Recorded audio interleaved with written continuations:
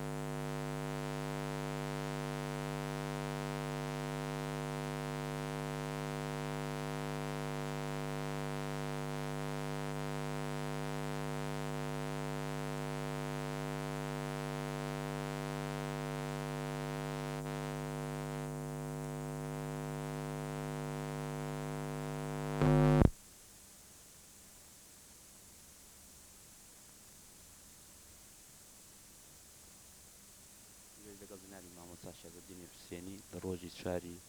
مانگی ئاگوستی 1995 لە ماڵی مامۆستا. مامۆستاجان فەرمون لە کێوە مامۆستاتان ناسیەوەش مامۆستا زەبیحی و چۆن بووە بۆ وەرزارت ناسیتان؟ دیارە مامۆستا زەبیحی شخصیەتێکی ناسراو بوو و یەکێک بوو لە ڕابرانی کۆمەڵەی ژێکاف شخصیەتێک بوو کە زۆر لەبێژ بوو من دەمناسی. ئەمە ئەوەڵ بەرخوردێکی کە ئێمە بوومان ئەو بوو ئێمە لە تووژەڵە بووین. ڕۆژێک مام جەلال کە تازە چووبوونی ئەوە دەفتەرمان دامەزراند و مام جەلال ئەسەن دەفتەرەکەی دامەزراند و دووسێ چادردانی خۆم هیچمان نەبوو لە نانمان بوو لە ئاومان بوو هیچمان نەبوو لێ ئەسڵی با ئەوەی ئاوا بگەڕمەوە ئێمە گەر هاتینە دەرێ لە ساڵاوێ وردە وردێ هاتینە داوداوێ ئەوانە وەسمان زۆر خراپ بوو دەچوینە هەر کوێیەکیش حەزبی دیموکرات خەڵکەی تاریک کردبوو کە ئەسڵەن نێنەکردمان هەبەڕاستی لە هەموو کوێیەکی تەبلیغ بە زیدی ئێمە بوو کە حتا خەڵکیش نێنەکردمان قسەمان لەگەڵ نەکەن بایکۆتی کرد. دیار بوو خەڵکە خۆ زۆریان بە قسەیان نەدەکرد ئەمە ئەوە بوو ئێمە لە داوداوای بوون لە ماڵێ کوڕێک بووین کە بەلاخەوە شەهید بوو وڵام پێدەگوت دووسێ ڕۆژان لێ بووین ئەم دیارە ئەویش وەزعی ماڵی باش نەبوو خۆ ئێمەش ئەسەن ئەمن ئێمە فکری ئەومان نەدەکرد دەبێت پوڵمان ببێ و شتێکمان ببێ و دەچینە دەرێ چ دەکەین ئەسەن زۆر سادە و سەتحی و ئەوە بووین وەک ئەلان کە زۆر شت دەزانینە وەختی ئەومان نەدەزانین. ئەمن ناردم بۆ لای دکتۆر قاسملو کە ئێمە چ بکەین ئەویش پێم خۆش بوو لێک نزیک ببینەوە و کە تازەوە دەرکەوتون و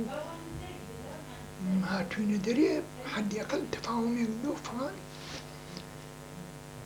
دکتۆر قاسملو جوابی چوای نەداوە کوتبیەوە من لە تووژەڵە ئەوانە ڕەنگە یەکتر ببینین فڵان ئەو شتانە زۆر پاشان تەماشام کرد ئێوارەیەکی مام جەلال دە 15-20 پێشمەرگە و 2 وەڵاغ و ئەوانەی ناردبوو ناردەوە بە دووی مندا و کە ئەمن چم بۆ ئەمنیش چوون 2-3 سەعاتە ڕێبوو لە داوداوە بوو تووشەڵی کە من چوون نزدیکی دوای شانێک بوو گەیشتینێ ئەم جەلال وەڵای زۆر بەگەرمی وەریگرتینەوە ئەسقدام هێرۆخان نەدەناسی قەتم نەدی بۆ هێرۆخان هاتوو زۆر بە احترام و زۆر ئەم پێ خۆش بوو 2 ڕۆژ لێ بووین و پاشان دکتۆر قاسم شەوێکی هاتوو ئەمە هەر قسەی مەعمولی و نەبووە ئەوە کە ئێمە پێکەوە چ بکەین نەکەینەوە یا ڕۆشتەوە ئەمێ ڕۆژ دوای مام جەلالم بوو 2 ڕۆژ گوتم مام جەلال ئاخر ئێمە لێرە نەبین جێیەکی بۆ خۆمان پەیداکەین و فڵانەوە گوتی جا فڵان کەس دەچی کوێ گوتم ئاخر ئەوە لە حیسی سیاسیەوە تۆ لەگەڵ خاکی ئێران دای جا تووژەڵە ئێرانە دەڕاتە خوارە جا دەکاتە تۆ لە خاکی ئێران دای و چێ لەگەڵ ئێران ڕابطی بکردی و ئێران ئیجازەی داوی لێرە و ئێمە لێرە بین وەک چاوێشەدار ئێران دەوڵەت لە ئێمە دەگەڕێ گوتی فڵان کەس ئەوە قسەی ئەو بوو کەوام جەلال ئەوەتە سانێکی محتەرەم و پیاوە ڕاستە غیری جەنبە سیاسەکە جەنبەیەکی مەردانەی و عەشیرەتی و ئاوا گوتی فڵان کەس پاراستنی تۆ مهمترە لە جەنبە سیاسیەکە تۆ لێرە بە وەڵام تماشام کردیش دەرەتانێک نێ بۆ هیچ کوێ چونکی هیچ کەس هاوکاریت ناکە هەڵا لێ بووین و 2-3 چادری داینێ و پاشان ئەو جەماعەتیش لەگەڵمان بوون لەوێ ماینەوە وردە دەفتەرێکمان دامەزرا ئەو کە وانێ بۆ ئێمە 4-5 مانگان لێ بووین پاشان چووینە شوێنێ جا حزبی دیموکراتش ئەغڵب داهات پێکەوە لەگەڵ کۆمەڵ ئەواندا دەنیشتین بۆ ئەوە کە شتێک پێبووین حزبی دیموکرات هەموو سەفەرێ داهات قەراردادەکەشمان دەکرد ئیمزاشمان دەکرد پاشان حزبی دیموکرات لە بریری چۆ دەری بەرزیر چوو لەگەڵ دەوڵەت قسەی دەکرد هەمیشە هەدەفی ئەو بوو هەر تەنها بۆ خۆی لەگەڵ دەوڵەت خۆ معەرفی بکە ئێمە بە حیساب نهێنێ تاقە حیزبی کوردستان ئەوە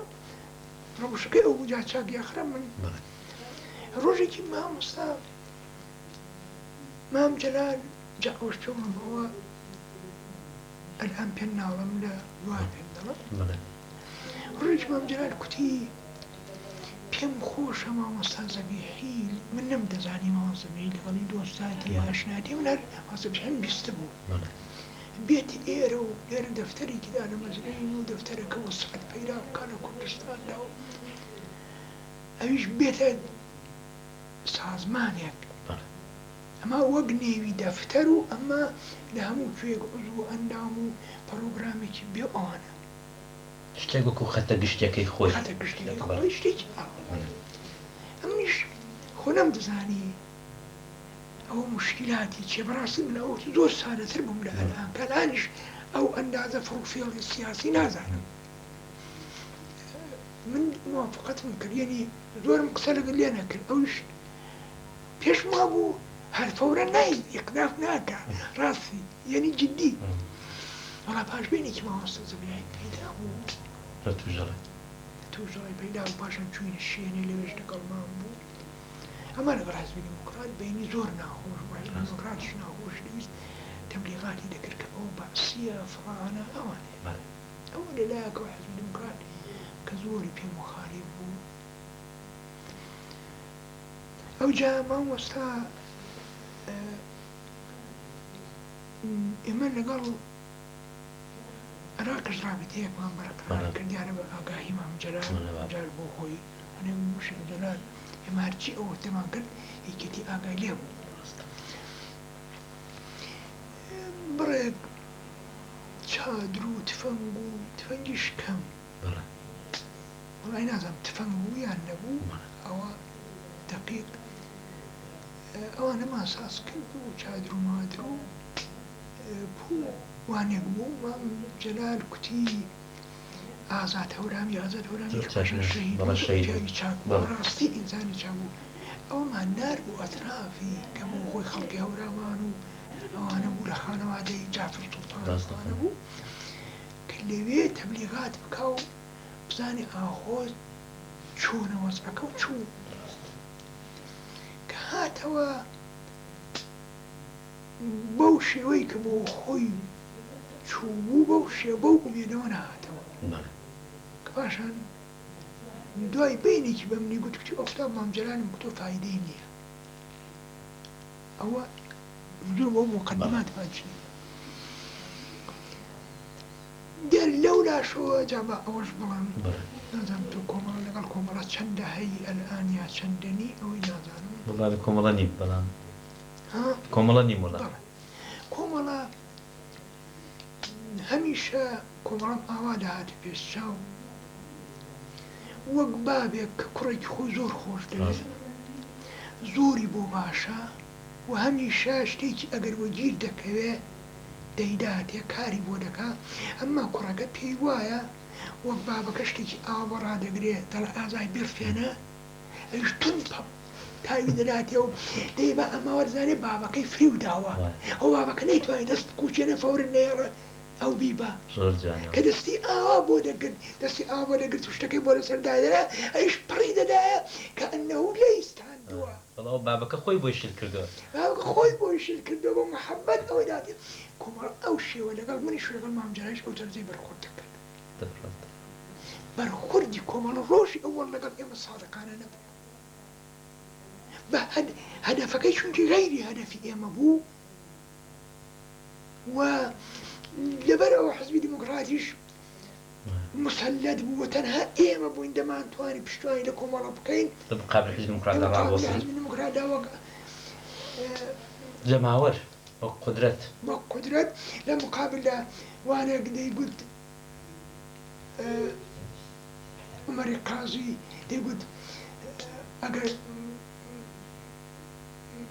ئەگەر فڵان کەس لێگەڵ بەژێ سەیەکی خەلاسیان دەکەین ئەوەی دەگوت خۆم جەم لێ بڕ لە کۆنەدەی جمهوری ئەو شێوە بەڕاستی ئەمنیش وەک ئەلئان کە سیاسەت دەرک دەکەم و فڵان پێوام سیاسەت زۆر سەداقەتی تێدا زۆر هەم کاوکاری تێدا زۆر ئەو شێوەی ئەلئان نەدەزانێ ڕاستە ئەمە دیارە عەقیدەم بە کوردایەتی و بە ئیمان بەوانێ و ئەوجا پێشما بوو لەولاوە کۆمەڵە سازمانێکی تازەیە و ڕشت بکە باشتر لە حزب دیموکرات پێم وا بوو چونکی من ئەو ئومێدەی کەم ئەمن و مام جەلال و ئەوی ڕەوشەنفیکری کوردستان بوو پیاوانێک بوون کە مەسلحەتی میلەتی کوردیان دەویست با ئینکە پێم وا بوو کۆمەڵە کاڵ و کەرچان پێمان وا بوو دەبێتە شتێکی گەورە لەبەر ئەوەی زۆرمان ئەوەش پێڵم کۆمەڵە مخالیف بە هاتنی مامۆستا بیعی دەفتەری من و ئەعزای دەفتەریش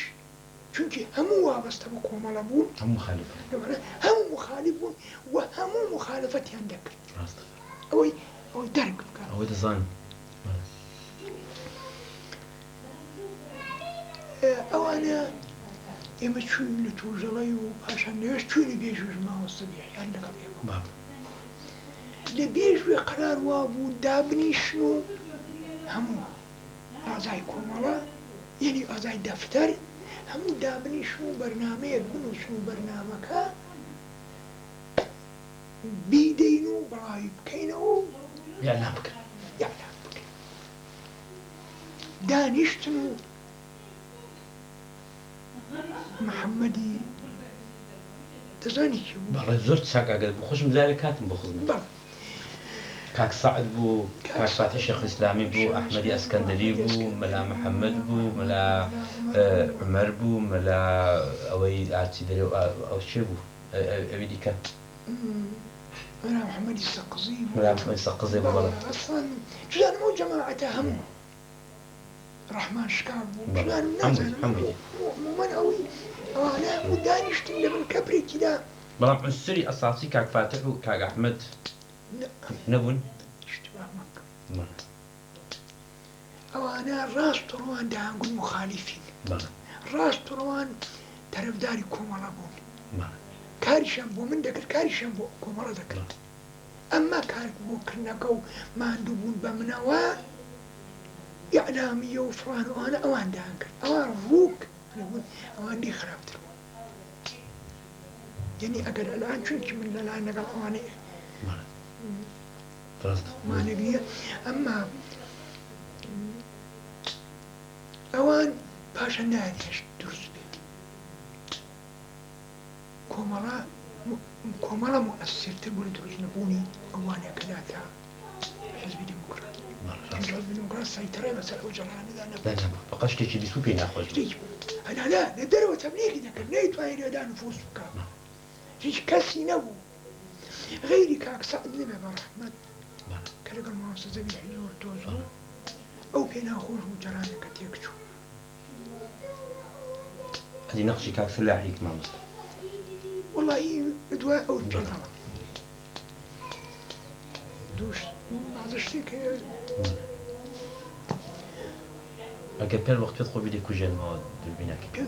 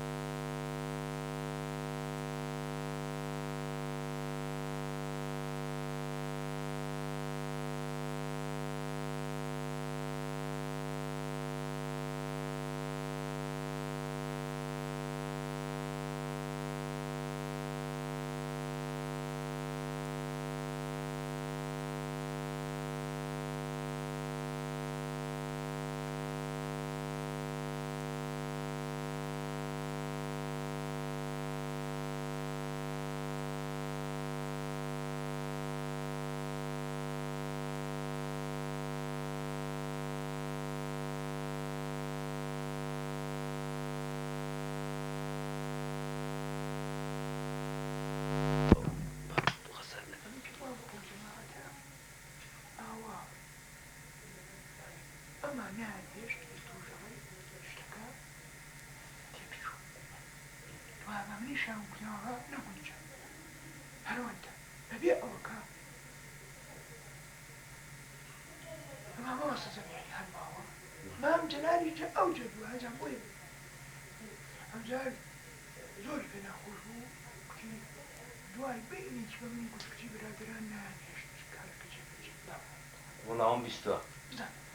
یەک شت فەرمۆکی مەلا عومەری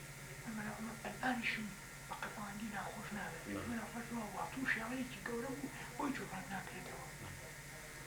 مەلا عومەر هەمیشە نەقشی منفی بۆ لە جەرایاندا و مزەبزە بوو متەوازن نەبوو ومن مەلا عومەر هیچ یەک قسە کرد قسەی خصوصی هیچ شتێک لەو کەسە خراپترە لەجا بەزبانی جەفەن زەمنی خەڵک چونکی سەنەد نییە لەسەری دەڵان جەفەن بکە هەزار جنەی بە قاسمون داوەتی توش خەڵکە و قاسمون زۆری احترام دەکرد ئەو بیچمە مەلا عومەر نەقشی گەورەی وجود مەلا عومەر زۆر لە کۆمەڵە نەسلی بوو مەلا عومەر نەقشی بوو ئەو ئەحمەدی ئەسکەندەری فاتحە ڕاست بوو نەقشی ئەسمیا بوو ئەمە ئان بوو ئاشکرا بوو تۆ شاردراوە نەبوو شاردراوە ئەمە مەلا عومەر لە عەینی حاڵدا هەموو مەلا عومەر یەک قسەی کردووە کوتیتی ئێمە پێمان وا بوو خەیانەت بە فەردێک بۆ پێشڕەفتی حزب قازانجی و پێشڕەفتی سازمان ئەوەی کەلیمەیەکە جا منزوری من بووە لە قسەکەیدا قسەکەدا منزوری من بووە یعنی ئەوە خەیانەت بە فڵان کەسکە نەوانی شتەکە دروست بێ پێمان لەفتی کۆمەڵی تێدایە ئەوە کەلیمەیەکە کە کوتویتی ئەوە قەتعەن مەلا عومەر لەو دوانێ لە هەر وەختێکیدا ئەوانە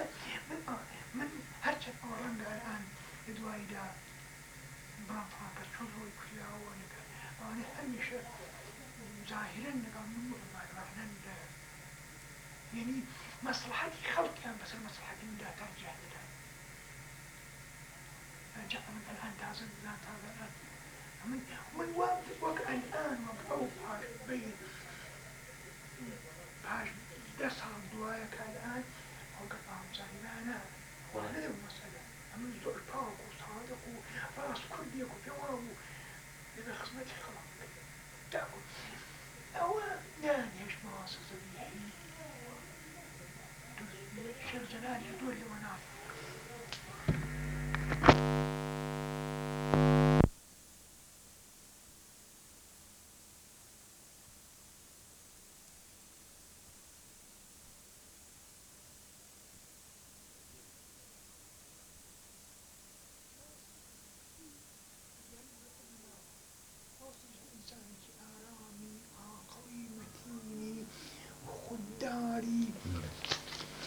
هیچ وەختێکی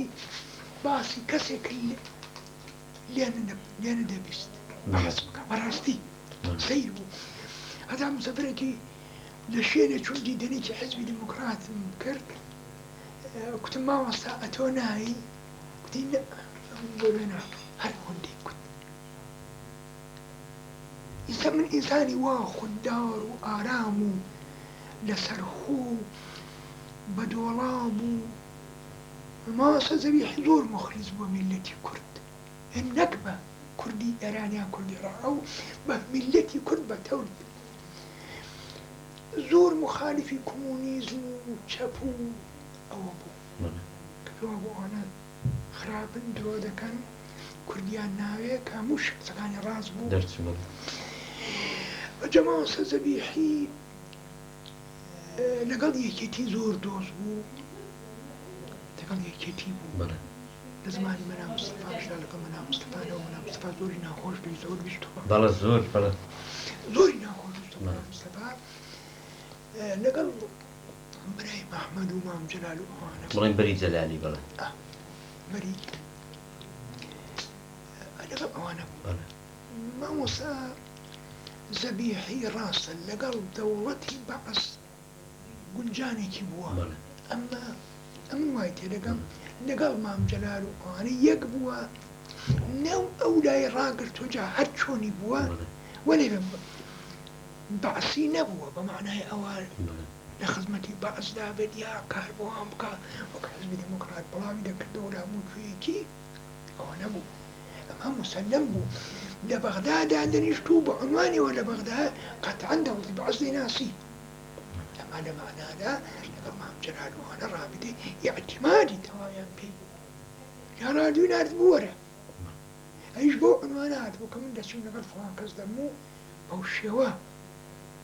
لەگەڵ کوردی ئێران کار دەکەم و کوردی ئێران و مسەلەم و هاتووە ئەو مسەلەمە ئەمە لە معنادا بۆ یەکێتی کار دەکرد ڕاستە بۆ ئێمەی کار دەکرد ئەما بەشێکیشی بۆ یەکی چونکی ئێمە فەرقی کوردستانەکەمان نەدەکرد مامۆستا زەبیحی ئەو بوو پاشەوەی کە هەیئەتی نمایندەگی خەڵکی کورد تشکیل بوو جا ئەوەش فەرموویتم مامۆستا هەیئەتی نمایندەگی خەڵکی کورد ئێمە لە شوێنە بووین جا ئەوانە با بجەڕمەوە بکەین لەنا هیچ مشکلە نیە لە شوێنە بووین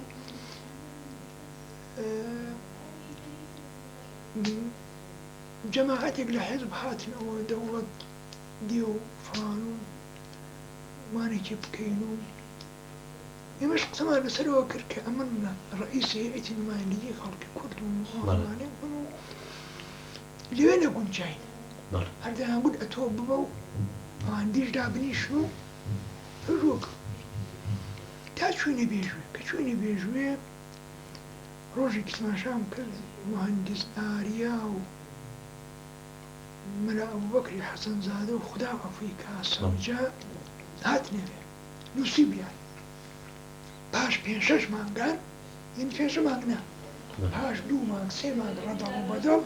کە هەیئەتەکە لە چ تشکیلی ببێ هەیئەتی نمایندەگی خەڵکی کورد ساغ بوونەوە لەسەرەوە ئەمن بم حزبی دموکرات بێ و شریک و کۆمەڵ ئەما چری و کۆمەڵ دابنیشن و وەک عوزوو ئەمە ئەمن ڕئیس بم قاسم لوش سخەنگوی هەیەتی بێ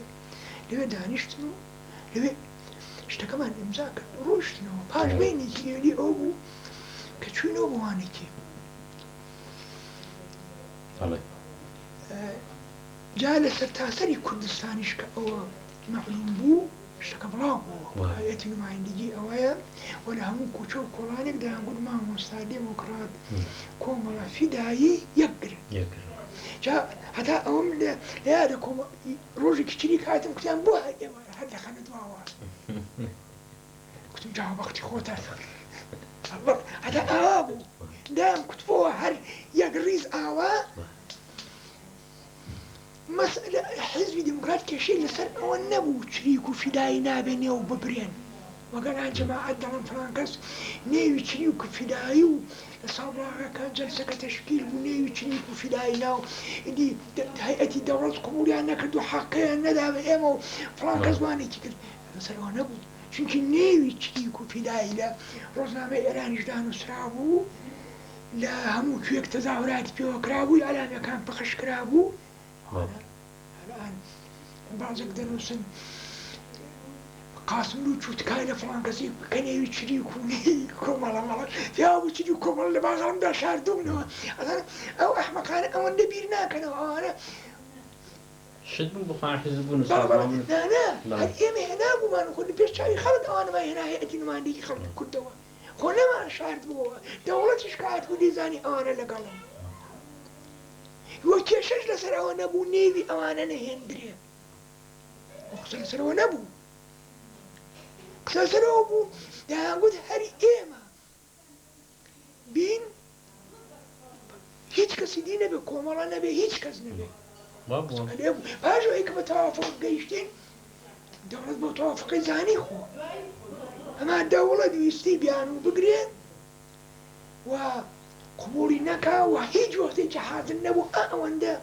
وانێک بدا امتیاز بدا ئەخر یعنی پاش ئەوەی کە دكتور قاب حزب ديمقراط 20 دفعة بهزار وسيلة لقال دولة خريب وسازش بقايتي ما نجي خلقي كرد لا ترحشاش ما ديدا باشن دولتي تجي بخسرة كرد باش أوهم وانا لسر ميزي مذاكرة خائنانة دكتور قاسم ليان شهيد كرد تروليان كرد هذا خلق شون دلا والله أو دولة ديدا وفلان كزنيشت أو غيري أو نبي ك من دزانم تشتغلين بروباغندا بوسه غيري أوك بيان وابو بيان خوش وهموما باستقبال خميني وبتشين شنشي أوزي الإمبرياليزم وحزب ديمقراطي برنا بعوشي وانا كبعضك شان أو بولتيان كالتي كان بردو بال خميني غيري أوي شرفكني كان عندنا إخلال بكنا العنش وهنا أقصى القرآن إنساني أو كثانية إنساني مغريز ديلا إنساني سادة روح أقصى المكان أو أنا زور بي إنسان في الكون أقصى المكان يا زعلان شتيليك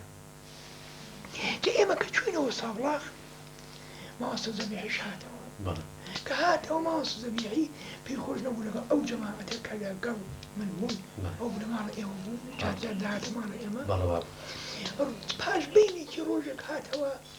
لصابلاك دور التبليغات بر عليه ذكر إعلامي كبلابو إعلامي تشكي كان بقى أو جايك شي روجي كي تماشى دكم كاكريمي دانشار هات بفلا تماشى كمالا إما يكردو رويو كسنين أبو حال براسي شو ماشى دكم عثماني طريقي بو لكن مسقوتي قد فروش شو كتبوي جماعتي كي زوري لكن بو كتبوي الآن مالا فرانكس فين شجبع سيليها كاكريم يشوفوا بيلي قرتبو كتبوي كواو كاكريم وقت اللي قال إيه بو أيش باوتو كتبوي كواو دروبو دكين فلان هني بو نقالي بشرو كتبوي ربابشين لكين مالا فرانكسي تماشى دك ديجا خسكي كله كتب نو كلي هاك فاشن والله عثمان بازار كيشد السنبور او نوع تبليغاتها كما وصل زبيح يجلي ابو امني شو يعني هم يعني في خراب ذكر هم وصل زبيح هم في خراب ذكر هم شيخ جلال بتيرك ثاني شانات تشكش نقدو نشانات شوارش خوش عندنا على الجورة ذكر دو كأن إيه مينو كجي هجمة كأن هر هدف شان أو غيري أنا هيج كسيش هر بعضنا ناسي وقلي أنا غيري هيج كس غيري أنا ليش هيج كس دينا الناسي غيري خوان وزور راست وتوريك راست نعم معلومة ما أصدق بحرور جهاتك من كتي أمن دسموا فايدين نيا من زور بيقول كتي والله هيدا اسمه خطنا الشيخ جلال اللي يجرى درومو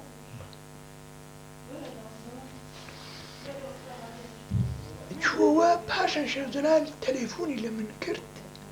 الشيخ جلال قاعدت أبو هجني هم كارين بسان تليفون لمن كرت كتي أو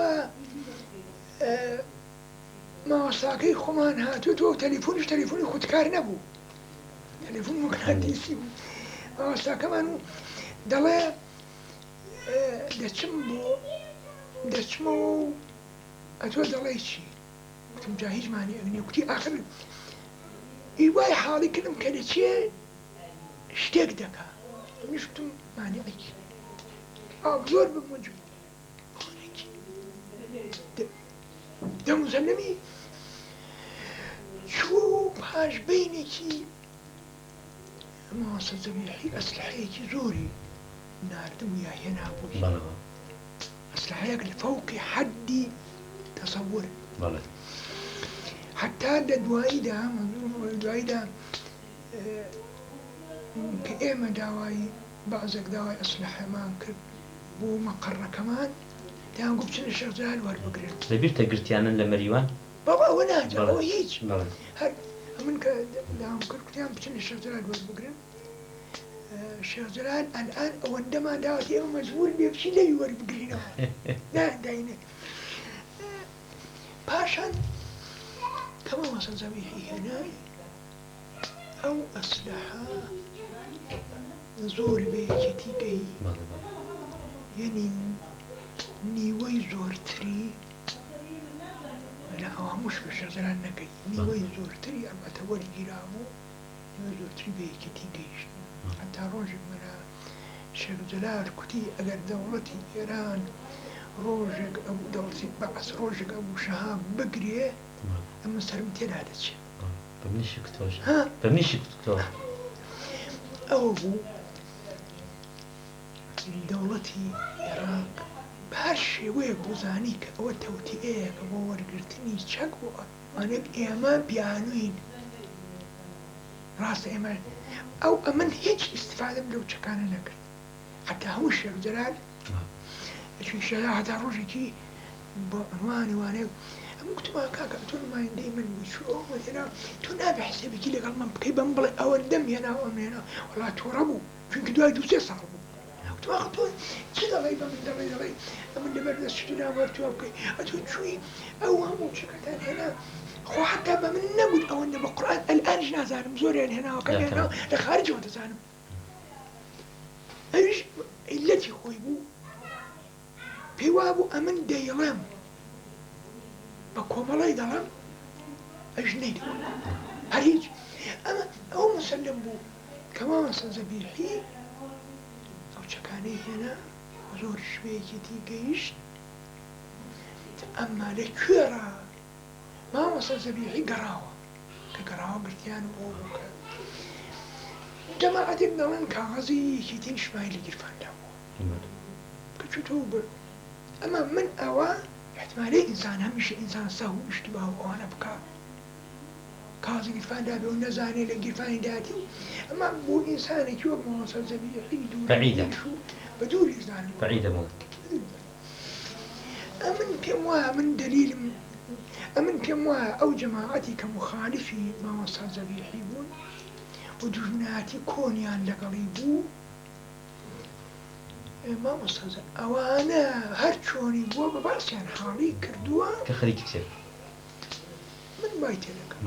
دەزانی کێ دەڵم بەڵێ زۆر چاک ئەوانە دوژمنی هەموو کەس بوون بەڕاستی غەیری خۆیان کەسیان نەدەویست وەڵای ئەلان کابرایەکی شیوعی شتێکی نووسیوە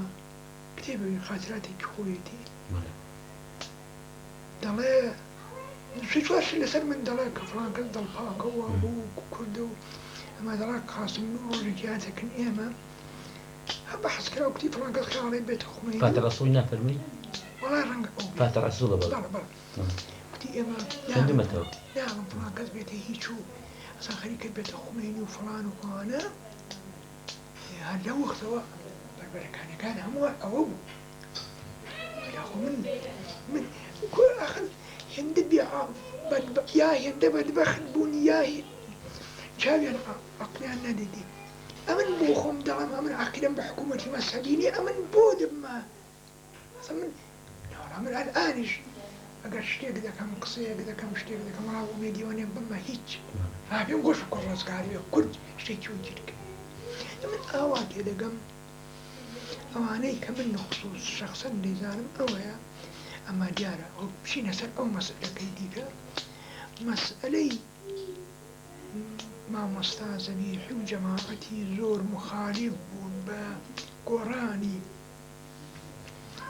کۆمەڵی ژێکاف کە ببێ بە حیزبی دیموکرات مخالیف بوو پیان وابوو زەرەری میلەتی کوردە چونکی بینێکی زۆر عروسیش و ئینگلیزیش و هەموو هەریک بوون سەر شتێک لە کۆمەڵی ژێکاف بەدەست بێنن ئەوە بیستووە بەڵێ ڕاستە هیچ بوو نهێنێکی و خەڵکدا خەڵکی زانی هەیە ئەمە دانوی سەر شتێکی لێ بەدەست بێن بە حەدێک کۆمەڵی ژێکاف پاک و ڕاست و ئازا و ئەندامەکانی بەڕاستی ئیدیوە هەر کەسێکی بۆ خۆی کۆمەڵی ژێکاونەوە بێ و نەیدی بێ خۆ نازانێت حیزبی ئاوا پاک و خاوێن و هەتا لە حیسی ئیجتیماعی و لە حیسی عاتیفی و لە حیسی خیانەتی ناموسیشیان بە یەکتر نەدەکرد چ ڕەسە دزیکی چکۆل لە یەکترکەن چ ڕەسە قسەیەک بە یەکتر بڵێن ئەسەن وەختێک کە حیزبی دیموکرات کۆمەڵی ژێکاو بوو بە حیزبی دیموکرات هەر سەرەوبن هەموو ئاغا و شێخ و مەلا هەموو هاتن حیزبی دیموکرات هەموو ئینسانی سیر وانە هەموو ئەوانەی کە ڕاست و پاک و ئەوانە بوون هەموو چوونە کەنارەوە گەڕانی کۆمەڵەی ژێکا ئەوەڵەن کۆمەڵەیەکی کوردستانی بوو بەندوباری وابەستەگی بە هیچ دەوڵەتێک نەبوو اختیار دووەم کۆمەڵەیەک بوو کوردستانێکی سەرتاسەری کوردستانی گەورە بەستراوە نەبوو بە ئێران و عێراق و لە هەموو لە تورکیەش لە سووریەش لە سولەیمانیش لە هەموو ئەندامی هەبوو هەرێکی دەکرد و ئەوجا مثلا برایم ئەحمەد ئەندامی بوو بەڵێ برایم ئەحمەد ئەندامی بوو لە قازی عەبدولوەهاب لە سێ سنوور خڕەبوونەوە قازی عەبدولوەهاب لە تورکیەوە هات خۆ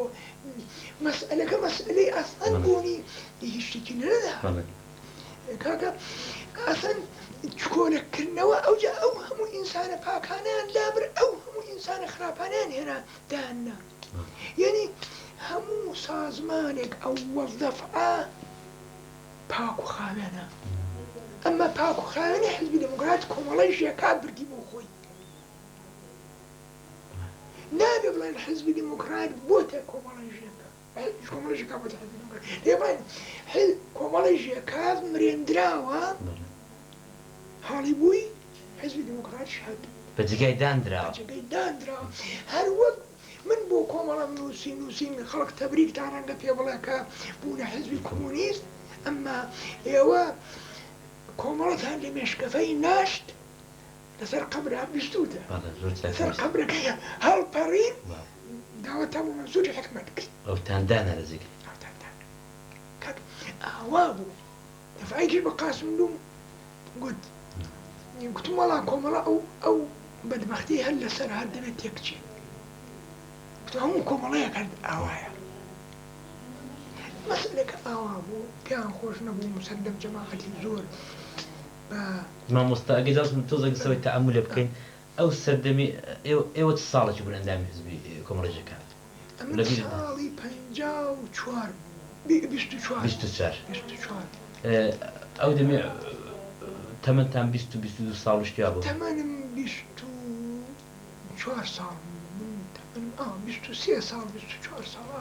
وا بوو کە هەموو ئەندامەکانی کۆمەڵە ژێکا بناسی ئەمن ئۆزبێکی سادە بوو بەڵێ ئەمن نامێ خۆم بکەمەوە ئەمن وەک فەقەیە کەوانێت بوو عەلاقە و عشقێکی زۆرم بۆ کوردایەتی بوو دیارە هەژارم دەناسی لە بۆکان چونکی من زۆرتر لە بۆکان بوو لە بۆکان و ئەنا مەخسووسە ئاڵای بۆکانێک هەڵکرا من ئەو ڕۆژەی ئەو یەکێک لەو شتانەی کە لە زیندگیمدا پێم خۆش بووە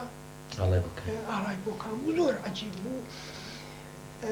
ئەما من بڵێ کە چووشمە ساڵی 25 من لە ساڵا لە قزمەوە سۆنا حسێنم دەخوێن 4-5 مانگ لەوێ بووم ڕاشنی مەژدی ماسماسی وەزیر بوو چەندبەی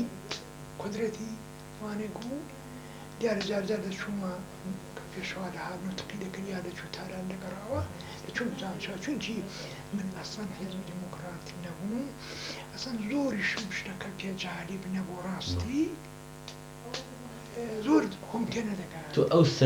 ئەو سەردەمی دەمبیست دەبیعی ئەما بڵێ من لە نەزدیکەوە بیناسم و وەک چیت دەبیست مامۆستا ئەوم دەبیست کە یەکێکە لە ڕاهبەرانی کورد یەکێکە لە کاربەدەستان من ئەوە ئیلا من زۆر ئەو وەختی زۆر چاک ماسبژی نەناسی بۆ تۆ ساڵ بۆتەوە دەبیر کول سیاسی سکرتێری کۆمەڵی چێ بوو مامۆستا بۆ دەڵێن بازێک دەڵێن بازێک نووسیوانە بەڵێ ماسبی دەڵێن زیێڕینگەرانە ئەمە پێم وا زیێڕینگەرانە هەڵی بووی مامۆستا ئەو کە کۆمەڵی ژێکا دەرچوو ئێوە بەداخەوە وانەیەک هێ منیش ئەوەی شاردوێتەوە بەڵێ دەڵێ بەڵێ ئەگەر لێ لە سەربوونی سکرتێری کۆمەڵی نازانم چێ بەشی مەبەستە مقدمەی تاریک و ڕوون بەڵێ دەڵێ یەکێک کە وانێک بوو لەگەڵ ئەوەدا کە پێشەوا بووە سەکرتێر و ئەویان لابرد ئەو کابرا بە شەهامەت و جوانمەردیەوە ئەسڵەن قبوڵی کرد و لاو نەعەم تا ئەنان هێشتێکی نەکوتووە ئەوە دەڵێ ئەو هەر دەبێ حوسێنی زەڕینگەران بێ ئەوە دەبێ حوسێنی زەڕینگەران بێ ئەو من ناڵێ حوسێنی زەڕینگەران ناڵێ کێ کۆمەڵێژێک هاف کاڵ بووە لەگەڵ ئەو هەموو سەداقەت و پاکی و ڕاستی وەک هەموو سازمانێک کاڵ بووە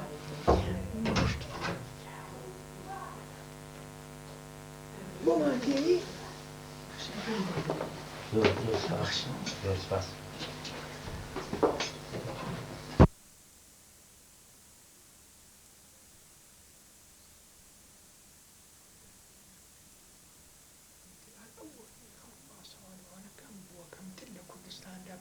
سیاسی مطرح بووە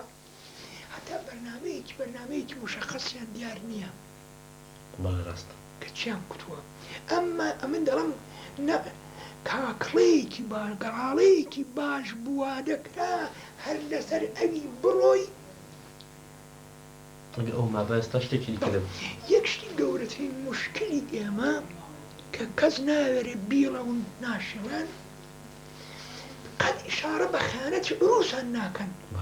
کە عروس ڕۆژی ئەوڵە ئەوان بە هەدەفی ئەوە نەبوو کورد بێتە شتێک هەتا ئەگەر ئازربایجانیشیان منزور بێ کوردستانیان منزور نەبووە هەدەفی ئەوان ئەوە بۆ لە مەرحەلەی ئەوەڵدا ئازربایجان ملحەقن بە ئازربایجانی شوڕەوی ئەگە بۆیان کرا دووەم ئەگەر هیچ نەبێ ئیمتیازێک لە ئێران پستێنن کوردستان روزنیان دێش کە ئەلئانیش کاگنەوشیرەوان نووسیوێتی و منیش کە بیستومە جەماعەتی زۆر پیان وابوو دەبێ بڕۆن تاسنەوە ئەوانە قازی محەممەد هیچ وەختێک ئیجازەی نەداوە لە کەلی سەرا بوولاوە بڕۆن بگرن بۆ روز نانێشتووە نەخ قازی محەممەد پێی خۆش نەبوو بێ ئەمە قازی محەممەد نەیتوانیوە ئەمە حاجی بابەشەیە مەلا مستەفا هەمە ڕەشید خان هەموو تەرفداری ئەو بوون کە بڕۆن تەرفداری ئەو بوون کە لەگەڵ دەوڵەت کە بڕۆن تاسنە بگرن دەوڵەتی ئێران چ دەکات باشە تۆ زۆر لەبەر دەستدا وەختی بکەمش لێڕە ئەوروز پیان خۆش بووە ئازربایجان بەو قسمەتەشی کەوا ئازربایجان و کوردستانە ئەوەی ملحەق بێ بە شوڕەوی هەر کەسێک ئەوان نەسەلمێنێ باقڕ ئەفت هەوای خودەتی بوو هەتا وەختێکی خیاڵیان بوو ئەوەی بخەنە سەر ئازربایجان وانێکی قازم محەممەد وەکو ئوستادارێک بێ و فەرماندارێک بوو لەسەر ئازربایجان بێ قازم محەممەد کوتی جا ئێمە ئەگەر هەر نۆکەریە بکەین ئەگەر هەر بەردەستبین دەستی فارسەکان بۆ نابین ئاریاین بەردەستی ئەو ترکانە بۆ دەبین کە ترکن و هیچ نەڕابطەی مەسەبی و نەنژادیان لەگەڵ ئێمە هەیە ئێمە گەر نۆکەری بکەین نۆکەری ئێران بکەین ئەوە هەتا ئەوە خیاڵیان بوو قازی محەممەد لەبەین بەرن لەبەرەوەشنکە تەسلیم نەدەبوو من کابراە کە لە خودی دەستگادا بوو منی گەڕاغەشە کردوانە قازی محەممەدی لەبەین قازی محەممەد لەبەین من ئەوە بوویجا خیاڵیان بوو قازی محەممەد بکوژن نابوو دیکتاتۆرە ئەمە هەدەفەکە ئەوە بوو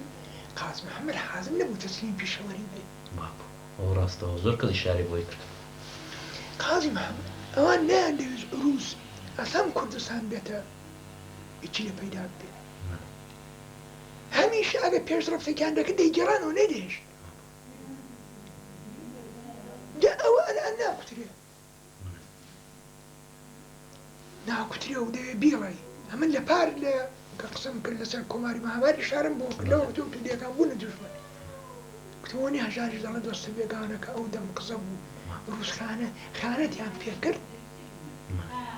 لە وەختەوە معلوم وڵا بەداخەوە زۆرێک لە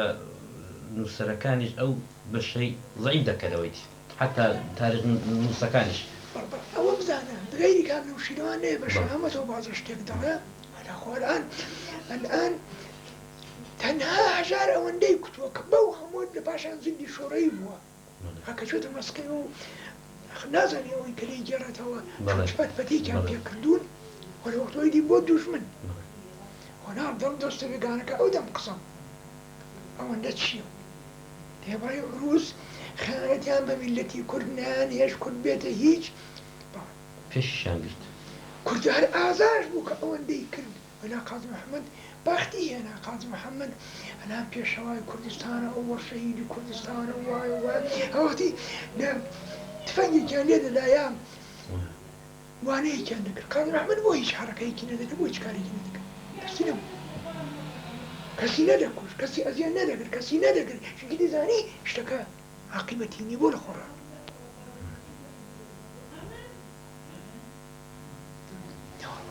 أو بيامو قولاني لا برد أو همو كل شو أو همو آغايان هنا أو همو شيخو دربقوا أوان هنا همو يان رأس كارلمون همو يان الرهبر بون رهبري نظامي بون رهبري سياسي بون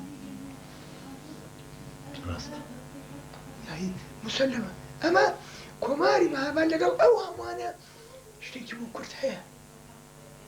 كوسر كوماريكو آلايكو زبانيكو لو وقتها لأنا زباني كردي لا من أما من دون ما يكرد أو ندي تواني ويتلو استفادة كدو مهر وندي تواني ونانيش كلو جات الاستفادة بك ولا قاضي محمد زوري في خوش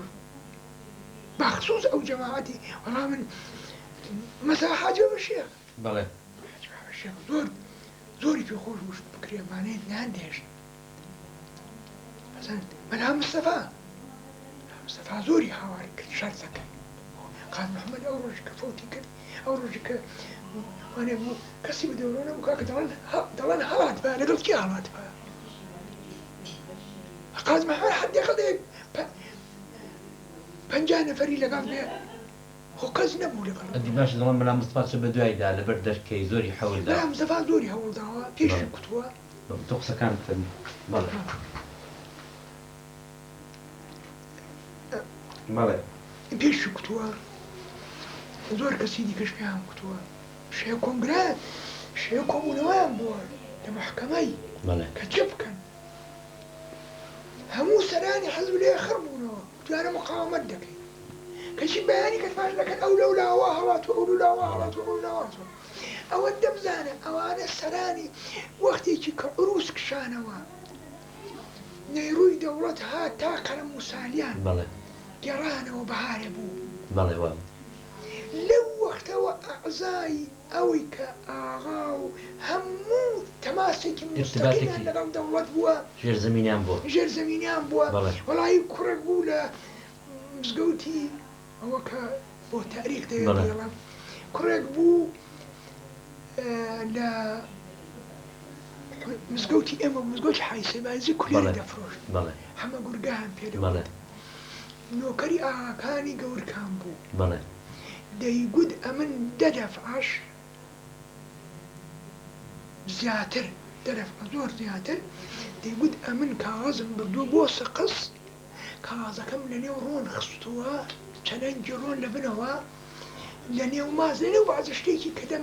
بانير بيبن بوس قص دي فروشم بردو بمال سرحنجي بردو بمال ايكك كازا كيا كازي فلان شيخ بو من كم كوشني نيوان بيانو تبدا مردوم هيش تأثيري الشيني كي يغا كان بو شيخ كاني برهان شيخ كاني همو يعني فضوتي أنا تماسيا فيلم وابي ببونا ما مصدر كريم حسامي كتابي كتاب كدو نيوي بردون فيلم وابي أوي دفرمي بلا جاوا هموي أو شيوا هوابوا ويجي براستي لغالقاز محمد نبوه هم بنيوبوا هموي بنيوبوا أو جاك أبي دبوا لغالقاز محمد بيك تودي خلقك يا أخو ناديش خلقك رابطي بيني كماري مهابان ولا قال رأيتك أغا يجيك خلق دخوا شون تفانو ما عندي رأي بيه أنا همي علتي أبو حزب ديمقراط كوماليجيا كابو حزب ديمقراطو شو بردستي عروسا ما مستمن أوم بفرسيارة أويك بيموا نكتي خوشي تدا كوماليجيا كافو حزب ديمقراط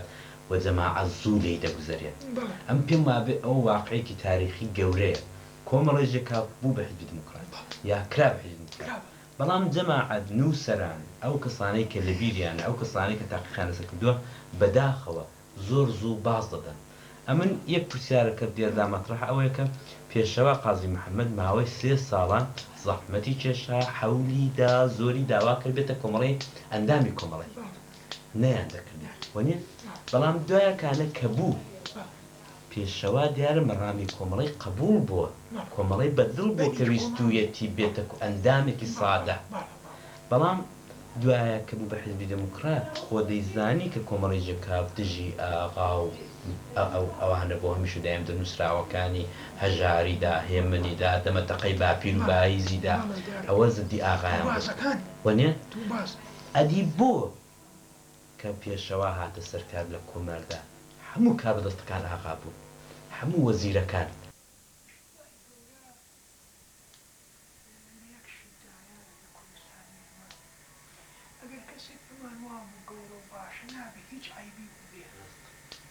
ئەگەر کەسێک خراپ بوو نابێت هیچ چاکەی بێت ئەوە یەکێکە لە گەورەترین هەڵەی ئێمە کابرایەکی زۆریش خراپ بێت جاشێک فەرزکە جاری وا جاشێکە پێغات لە زۆر جێگەلا خەڵکە نەجات دەدەن هەر لە جاشێکەش هەر جاشێک وایە زۆر گەورەیە ماقوڵە خزمەتی کوردایەتی دەکات ئەمما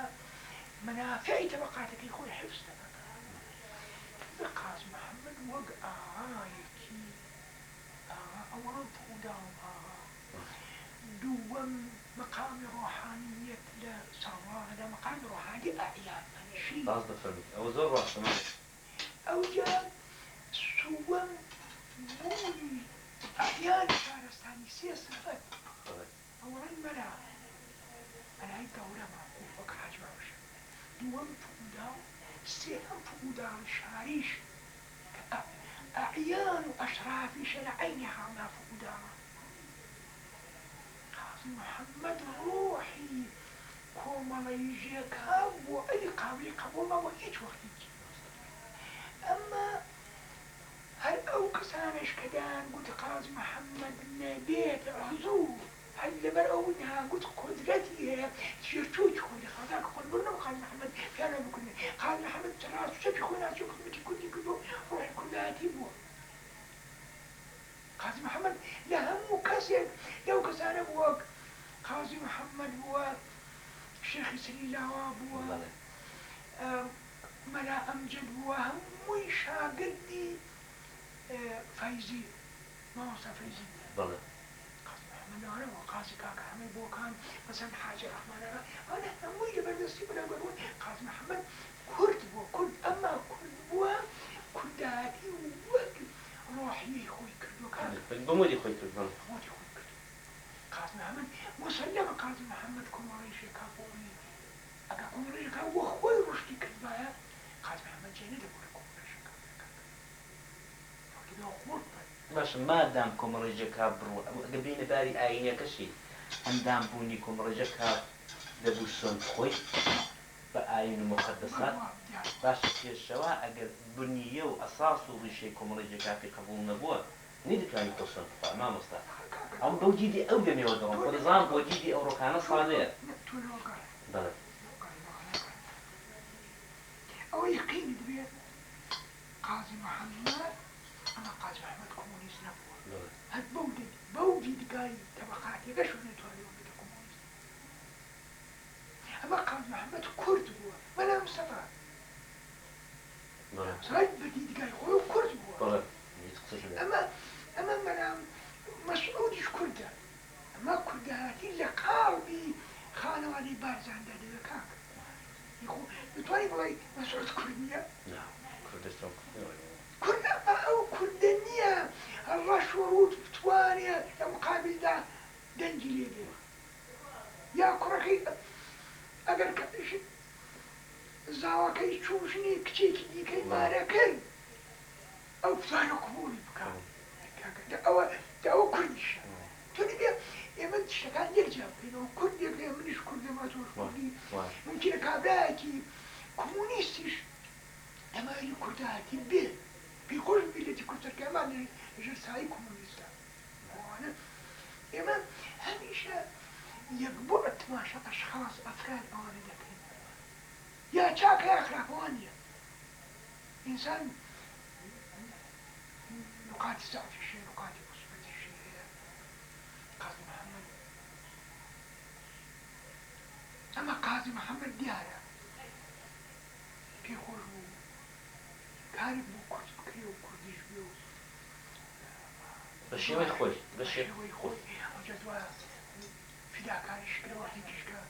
قام سلطنة على دوام قلب يا قام جواب قام وقت محقق أو قاضي كتبو دوري أرتر جوابي لنا وشا جوابي لنا دلنا قلت دي دوام